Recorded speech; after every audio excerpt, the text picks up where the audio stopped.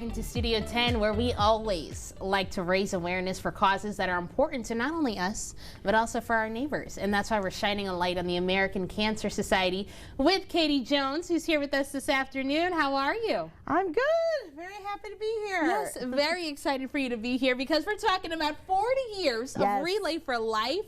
But first, you've been involved with this organization for so much time. Talk to us about what the American Cancer Society and, what it is and why it hits home for you. Yeah, so for me in August it'll be 14 years. Oh my goodness. I can't believe that. I started as a volunteer like many of us that work at the American Cancer Society. A lot of us started as volunteers. And I was already in the nonprofit world and the mission spoke to me. My sorority in college was involved in breast cancer, and then since working at ACS, it's been wonderful to be like a resource for so many, like my family now and friends, like college friends that I never talked to since college, have Facebook messaged me, they've just had a diagnosis, they're asking for help, so it's been great that I've been able to give people resources. Yeah, that's right. You can be a resource for them, a listening ear. Yeah, for them they don't need me to be a resource, but you know how people like to go to the people they know. That's right. Well, clearly it's because you're so well connected with the American Cancer Society, and it kind of makes that diagnosis, that moment that is so pivotal in your life, a lot less scarier because you're realizing, hey, you're not doing it alone. Right. That's right.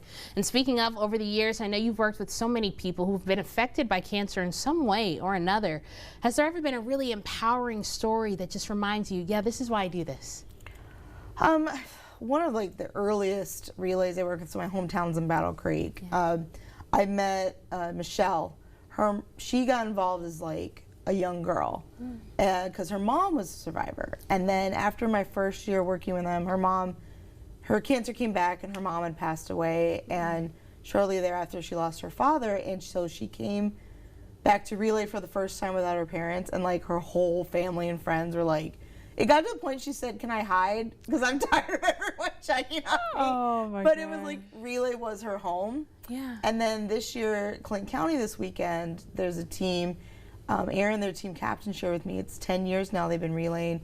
She started when she was 8. For her dad, who was diagnosed with brain cancer, and how they've continued. And it has to be more than 10 because she's way older than 18. But it's been 20 years. It's been 20 years for them. That's right. Sorry, Erin. And so you hear those stories of people that have relayed, and maybe they haven't been back, but now they're coming back, or it's just been a part of their family. It's just wonderful. It's a homecoming kind of experience that you have. Right. And isn't that a better feeling to have, that, wow, everybody's checking on me? I'd rather feel overwhelmed like that. It was funny. Michelle loved all the family support, but she was I need to hide. But that's such a great feeling to experience. And of course, people can be involved in that experience. Again, 40 years this weekend. You got to talk to us about what these walks really aim to do.